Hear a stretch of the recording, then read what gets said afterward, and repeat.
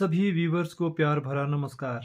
दोस्तों, शिरगुल देवता और उनके भाई चंद्रेश्वर तथा बिजट के साथ साथ उनकी दो बहनों कुजाठ और बिजाई अर्थात पंचदेव के इस धरती पर जन्म और तत्पश्चात वसुंधरा पर से लोप होने और शिरगुल देवता के भारी भरकम चमत्कारों तथा लीलाओं की कहानियां लोकमानस में प्रचलित दंत कथाओं और गैजेटियर ट्रेवलॉग्स जर्नल्स और ब्रिटिश साहित्यकारों द्वारा देवी देवताओं पर लिखी गई अनेक पुस्तकों का गहन अन्वेषण करने के उपरांत कहानियों को शोधपरक शैली और विश्लेषणात्मक ढंग के साथ आप तक पहुंचाया गया है।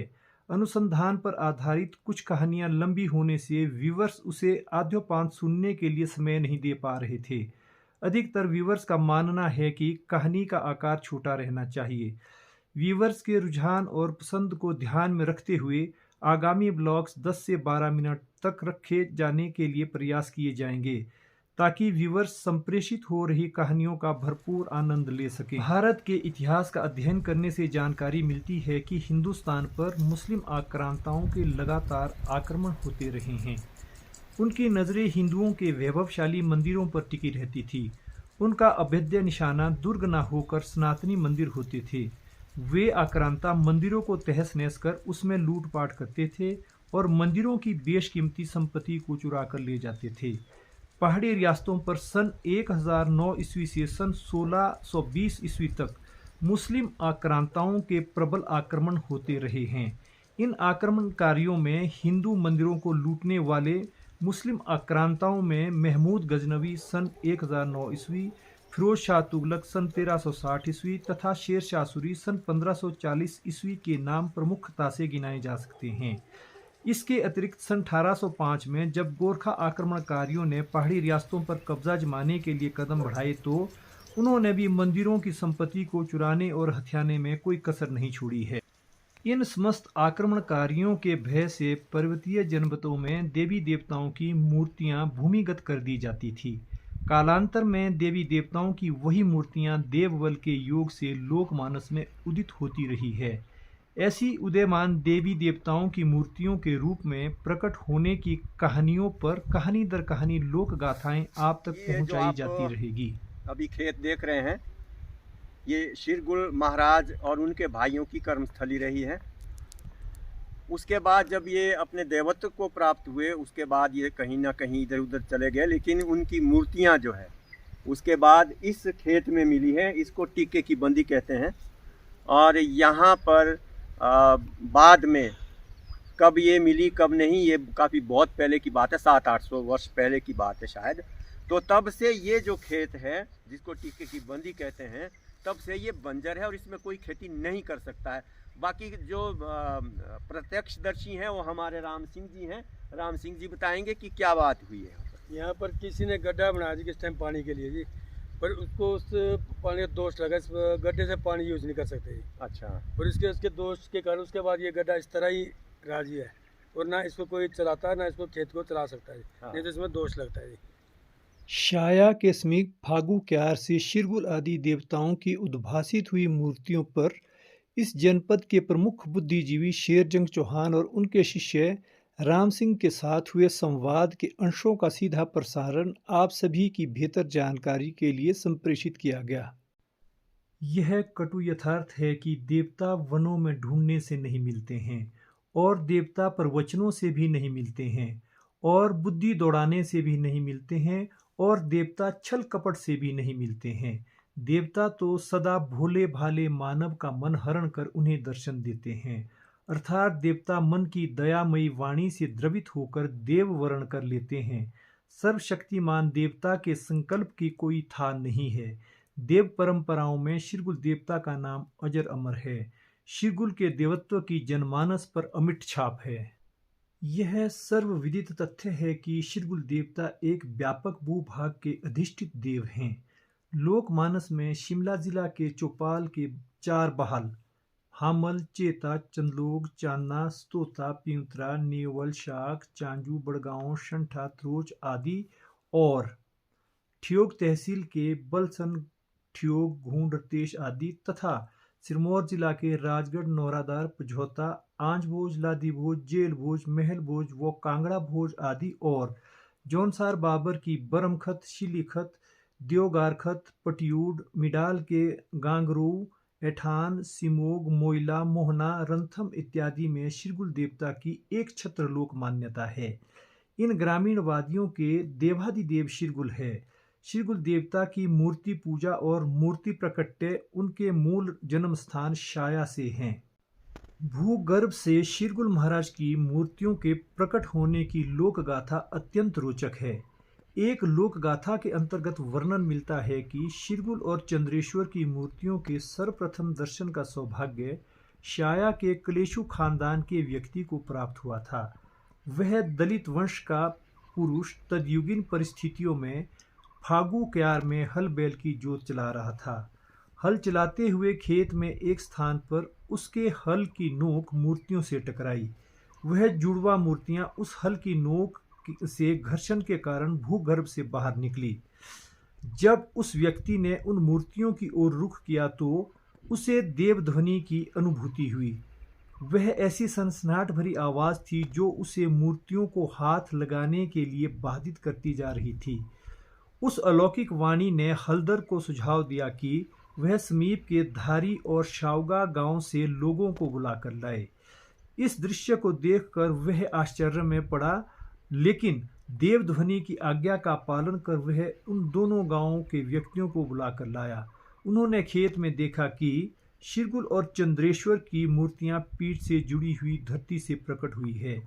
इन्हीं देवों की मूर्तियों के लिए ग्रामवासियों ने शाया में शिरगुल तथा मनोन में चंद्रेश्वर मंदिरों का निर्माण करवाया। इन मूर्तियों की प्रतिस्थापना चूड़धार से स्नान करने के पश्चात अलग अलग मंदिरों में की गई। शाया में प्रचलित शिरगुल देव पूजा और मंदिर प्रबंधन संचालन व्यवस्था पर इस मंदिर के पुजारी भंडारी पृथ्वीराज ठाकुर से हुई भेंट वार्ता के अंश आपकी जानकारी के लिए साझा किए जा रहे हैं। मेरा नाम पृथ्वीराज ठाकुर है। मैं शिरगुल महाराज का पुजारी और भंडारी हूँ जी। और यहाँ शिरगुल महाराज की जन्मस्थली है। शिरगुल महाराज का यहाँ पीछे डीम है जी, वहीं मंदिर की स्थापना हुई है। और शिरगुल महाराज के 9 परगने जो यहाँ के कारधार है, जो यहाँ पे जैसे कई बार बारिश नहीं होती तो बारिश मांगने आते हैं, कई बार वर्षा ज़्यादा होती है तो निमल मांगने आता है। तो 9 परगने इस महाराज से जुड़े हैं, शिरगुल महाराज से। और जो शिरगुल महाराज है वो उसने अपना कुल बदला तब जाके संतान हुई। जब वो कश्मीर गए तो फिर कश्मीर पंडित ने बोला कि भाई आपको कुल बदलना पड़ेगा तब जाके, क्योंकि शिरगुल महाराज जो थे वो ठाकुर थे। फिर लोज पंडित की बहन से शादी की उन्होंने। शाया में भुखड़ू के राजसी भवन के साथ साथ शिरगुल देवता के डीम अर्थात मंदिर का निर्माण करवाया गया। शिरगुल के गुर की खेल धारी गांव के व्यक्ति को आई। शिरगुल मंदिर में पूजा से लेकर सभी कार्य की व्यवस्था गुर देखने लगा। शिरगुल मंदिर शाया में देव पूजा का कार्य धारी गांव के राजपूतों को सौंपा गया। यहाँ मंदिर में बातें के साथ द्विकाल पूजा का विधान स्थापित हुआ। इस मंदिर के अन्य प्रबंधों का उत्तरदायित्व शावगियों को दिया गया। मनोड़ में चंद्रेश्वर मंदिर में पूजा का विधान वहां के स्थानीय ब्राह्मणों को ही दिया गया। शिरगुल मंदिर प्रबंध चलाने के लिए कुछ परगणों के भोज अर्थात ग्राम समूह पर अन्न सहयोग देने के लिए कूत उगाई में पाथा का प्रयोग किया जाता रहा। यहाँ पाथा का तात्पर्य एक वृत्ताकार गोल बर्तन से लिया गया है। पाथा में लगभग 1.25 से 1.5 किलो अन्न के दाने आते थे। शिरगुल मंदिर शाया के लिए सन 1888 ईस्वी को कूतग्राही के लिए पीतल व तांबे का पाथा चौपाल के मशहूर धातु शिल्पी मधाइक खानदान ने बनाया था। त्रिदेव जन्म स्थली होने पर शाया की भूमि को देवभूमि होने का एक छत्र गौरव हासिल है। यह धरती चमत्कारिक आभा के धनी शिरगुल देवता और उनके भाई चंद्रेश्वर और उनकी बहन कुजाट की कर्म भूमि भी रही है। तत्कालीन समाज में इन लौकिक देवी देवताओं की अलौकिक शक्तियों ने लोकमानस में लीलाओं और शीलाओं से सनातन धर्म की शिथिल डोर को मजबूती प्रदान की है। इसी संदर्भ में शिरगुल और चंद्रेश्वर तथा शिरगुल और कुजाट की दंत कथाओं के अंश कुछ इस प्रकार से हैं। भुखड़ू वंशावली की नवपीढ़ी में शिरगुल और चंद्रेश्वर दो उज्ज्वल नेत्रों के समान थे। कुलश्रेष्ठ पुत्र रतन की प्राप्ति से भुखड़ू का यश चारों ओर फैलने लगा। भुखड़ू को देव संतान के पिता होने का गौरव हासिल हुआ। उन दोनों देव बालकों में शिरगुल सूर्य की भांति तथा चंद्रेश्वर चंद्रमा की भांति अपनी कर्म रूपी किरणों से संसारिक प्राणियों को संकटों से छुटकारा दिलवाते रहे।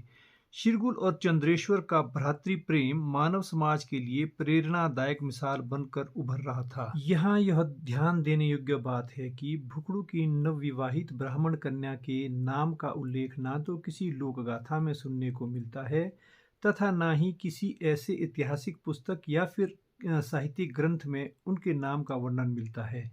वह तो केवल मनोन के लोज ब्राह्मण की कन्या के नाम से जानी जाती रही है। चंद्रेश्वर मूलतः भुखड़ू के दूसरे पुत्र थे। भुखड़ू की नवविवाहिता ब्राह्मण कन्या छोटी पुत्री कुजाठ को जन्म देकर स्वर्ग सिधार गई थी। इस अंतरजातीय विवाह ने दैविक शक्ति संपन्न संतान देकर समाज में जाति पाति के बंधनों को शिथिल कर एक समान मानव धर्म की ओर स्पष्ट संकेत किया था। चंद्रेश्वर ही शिरगुल के सच्चे दोस्त से कम नहीं थे। इन्होंने शिरगुल के साथ बचपन तो गुजारा ही था, लेकिन वह अंत तक एक कड़ी की भांति अपने भ्राता के साथ खड़े रहे। जंगल से जेल तक हृदय विदारक घटनाओं तथा दानव संहारक जैसी योद्धे वीरता में भी चंद्रेश्वर की भागीदारी बराबर बनी रही। चंद्रेश्वर को खीर का भोजन अति प्रिय था। शाया में शिरगुल तथा मनोन के मंदिर में चंद्रेश्वर की मूर्तियां स्थापित की गई और नियमित पूजा का विधान बनाया गया। चंद्रेश्वर को गौ घी दूध आदि से पूजने के कारण इन्हें गोरक्षक देवता भी माना जाता है। आज भी शिरगुल अधिष्ठित क्षेत्रों में चंद्रेश्वर के नाम नव प्रसूति गौ के दूध को कुछ दिनों के लिए बंधित रख दिया जाता है। लोक विश्वास है कि ऐसा करने से चंद्रेश्वर देवता गौधन वृद्धि और समृद्धि में अपना वरद हस्त देते हैं। शिरगुल के अधिकतर मंदिरों में शिरगुल की प्रधान देवता तथा चंद्रेश्वर की गौण देवता के रूप में पूजा की परिपाटी का प्रचलन है। शाया की थाती भी शिरगुल की शाही गद्दियों में एक मानी जाती है। शाया तो वैसे भी शिरगुल की परंपरागत विरासत और जन्मस्थली है। यहाँ भी शिरगुल की प्रधान देवता के रूप में पूजा की पुरातन प्रथा रही है।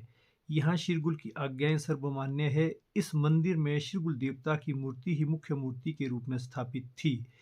इस मंदिर का जीर्णोद्धार सन 2004 से सन 2007 तक करवाया गया था। यह मंदिर नवंबर 2013 में लगी भीषण अग्नि में जलकर राख हो गया था। इस अग्निकांड में सोने चांदी की छड़ियां और शिरगुल देवता की मूर्तियों सहित अन्य बेशकीमती आभूषणों आदि का भारी नुकसान हुआ है। शिरगुल देव परंपरा में कुजाठ को शिरगुल की सबसे छोटी बहन माना जाता है। कुजाठ को गड़ियाली के नाम से भी उद्बोधित किया जाता है। भुखड़ू वंश की सबसे छोटी पुत्री कुजाठ बाल्यकाल से ही शिरगुल और चंद्रेश्वर के साथ जंगलों में पशु चराने जाती थी। माँ के पालन पोषण से दूर कुजाठ मातृ स्नेह से भी वंचित रही। ननिहाल में वह प्रकृति की गोद में ही पलती रही। मामी के दुर्व्यवहार ने भुखड़ू के तीनों बच्चों को दैविक शक्ति के समीप पहुंचाया। कुजाठ को गड़ियाली के नाम से भी पुकारा जाता है। गड़ियाली के नामकरण पर किंवदंती है कि यह देवकन्या बचपन से पशुओं को चराने और उनकी देखभाल के लिए जंगल में रहती थी। उस छोटी कन्या को ग्रामवासी स्थानीय बोली में ग्याली गराली अर्थात ग्वाली कहकर पुकारते थे। ग्याली शब्द उस पर ऐसे आरूढ़ हुआ कि वही शब्द धीरे धीरे गड़ियाली या गुड़ाली में परिवर्तित होता गया। तभी से संभवतः इस देवी को गड़ियाली या गुड़ाली का नाम दिया गया है। एक अन्य लोक श्रुति के अनुसार कुजाठ के जन्म के बाद मां की मृत्यु हो गई थी। उस अनाथ कन्या की देखभाल ईश्वर भरोसे होती रही। वह जन्म से ही कठिनाइयों में पली और बढ़ी। संभवतः विकट पारिवारिक परिस्थितियों के कारण जनमानस में इस कन्या का जन्म अभागा माना गया हो, जिससे कुजन्म अर्थात बुरे समय में देह प्राप्ति से लिया गया है। यही शब्द समय परिवर्तन के साथ कुजात कुजाठ आदि हुआ प्रतीत होता है। कुजाठ के मृत्युलोक से अंतर्धान होने की कहानी आप पिछले ब्लॉग में सुन चुके हैं। सृष्टि से लोप होने के पश्चात कुजाठ अलौकिक देवी के रूप में डसाकना के पंजाब भोज में अवतरित हुई।